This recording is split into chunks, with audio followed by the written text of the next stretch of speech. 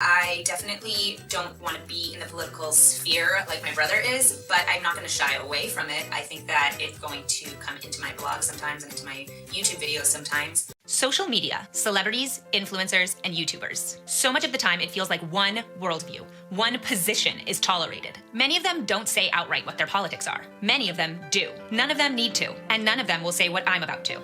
I'm a conservative influencer. I'd like my channel to be a place that I can talk about being conservative, but that my followers could be liberal, and we can have an open and comfortable discussion about that. Because I think that the biggest issue facing American politics right now and American culture is that we've started to view people as their politics, like you're liberal, you're conservative, instead of saying you're a person who has liberal views or you're a person who has conservative views. And I think it's really important to talk to people as people. Conservative women are the backbone of American society, and we shouldn't have to remain silent about our views, like I did.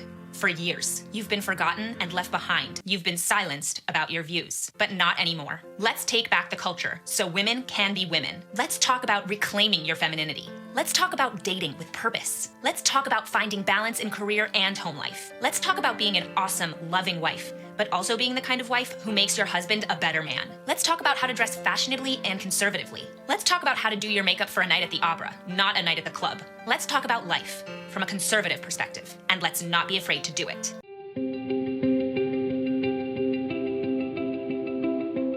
Hello, and welcome to or back to my channel. As you probably guessed from the title and the introduction, we are going to be doing a deep dive into Classically Abby today. Like most of us, I was unceasingly pelted with Classically Abby ads last summer, and I eventually gave in and clicked on one of her ads. I think it was the one telling conservative women it was their time. Anyway, since then, I watched a few more videos, and I often find myself wondering, who is this woman, and why does she think she has the right to tell other people how to live? So, today, deep dive into Classically Abby and just how privileged she is.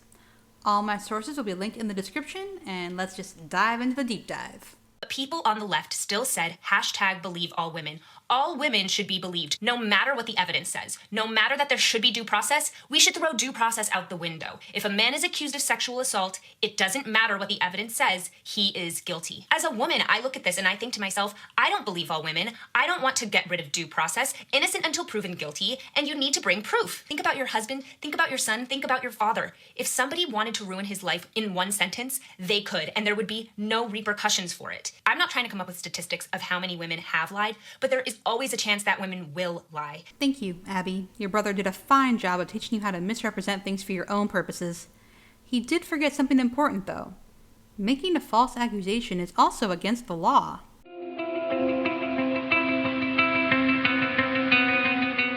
Abigail Shapiro was born on or around November 10, 1993 in Southern California. Her father, David Shapiro, was a musician and stay-at-home dad. Information about her mother is hard to come by, but per Abby, I didn't know how successful my mother was until I was in college. All through my childhood, my mother managed to come home every evening and help around the house, make dinner, and constantly show that we were the most important thing in her life. Not only that, but she worked her way up to an incredibly high-power position while being an Orthodox Jew, which meant leaving work early every Friday all winter to make it home in time for the Sabbath. Even with all of that on her plate, my mother managed to host huge meals for members of the community during the Sabbath a few times each month.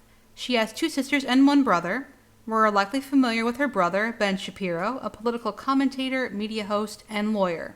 If you don't believe that women should have a choice when it comes to abortion, a lot of women will say that you're insensitive. Well, I would say that we're not insensitive. We care about the child, the baby. Today, women are misled into choosing their desires over the very lives of their unborn children, to lead a life constantly pursuing pleasure after pleasure as they constantly grow more and more fleeting, to live in the perpetual present with no meaning in sight, and to sacrifice the inestimable value of human life for empty freedom. I am pro-life and proud. Stand with me to fight for our youngest and most vulnerable. Thank you, Abby. Have you ever spent time with a person who lived paycheck to paycheck?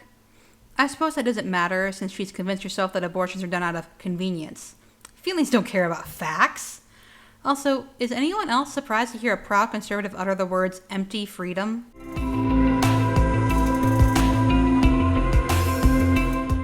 Abigail attended Jewish all-girls schools while growing up. She spent 4 years studying opera at the University of Southern California before enrolling at the Manhattan School of Music, which she attended for an additional 3 years.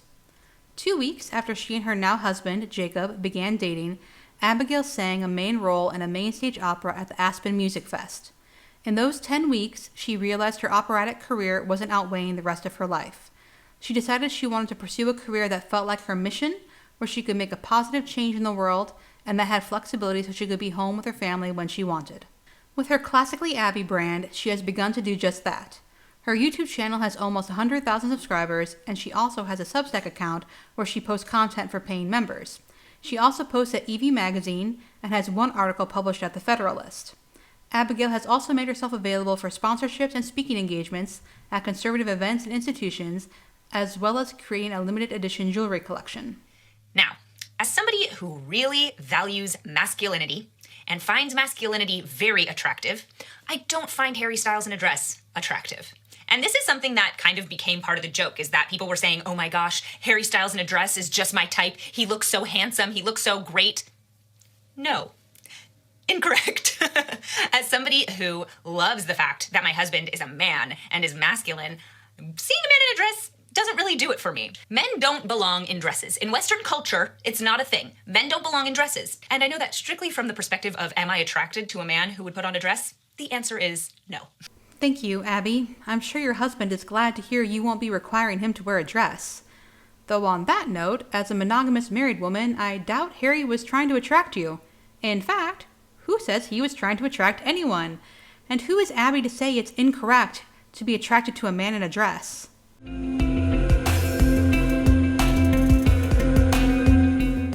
Abigail and Jacob Roth began dating on May 28, 2017, became engaged the day before Thanksgiving 2017, and married on May 27, 2018. They spent the first year of their marriage in Virginia before moving to Nebraska in July 2019. They moved back to Virginia for Jacob's work in October 2020. Abby was in the process of becoming less religious when she went away to school, but when she met her husband, he was in the process of becoming more religious, and they decided to become Orthodox together. However, having grown up Reform, Jacob has a lot to learn. Per Abby, she and Jacob aren't fully Orthodox yet. They don't want to create a situation where they bit off more than they could chew and backslid. Also per Abby, they want to be the best, most intentional Jews by the time they're actually keeping everything. Who is Jacob Roth? I couldn't find much about Jacob's early life, but he attended Northwestern University, a private university in Evanston, Illinois, and majored in Slavic studies, specializing in Russian literature. He earned his law degree from Virginia School of Law, graduated in 2019, and was admitted to the bar in D.C. and Nebraska. In college, he interned at the Cato Institute and was a member of Students for Liberty. In law school, he interned with the Heritage Foundation and the Foundation for Individual Rights in Education. He was also a member of the Federalist Society and a leader of Virginia Law Republicans. Currently, he's a staff attorney at Young America's Foundation in Virginia. Per his bio on their website, Jacob and his wife Abigail are proud to live in Virginia and play their roles in the broader conservative movement. I think that the best conversations and the most fruitful ones are the ones where people are able to say what they think without being afraid that they'll really upset someone. Of course, that doesn't mean you can just be willy-nilly and say things that are insensitive or rude, because that's really what Miss Stallion is. She's a porn star. And every time I listen to it, I get a little nauseous. I don't really think that it makes sense for us to use they and them to describe a singular individual. They and them is just not grammatically correct to refer to one person. Because I was there for 3 years, and it wasn't until I came out and said that I was conservative that I found out that there were actually more of us than I thought. But we had all kept it secret because we were all afraid of expressing that we actually had a differing viewpoint. Thank you, Abby. Now, did you worry your parents would disown you for being conservative? Did you worry you would become homeless? Did you fear physical violence? Do you at all understand that coming out as conservative is a really poor choice of words, and why? And given your ordeal, do you sympathize with the LGBTQ+ community now?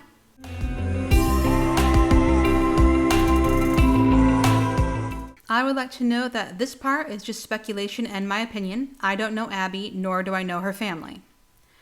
Going by posts made prior to March 2020, I believe her initial plan was to post about fashion and opera, but she discovered that politics was more lucrative and she found her niche in branding herself as the first conservative influencer.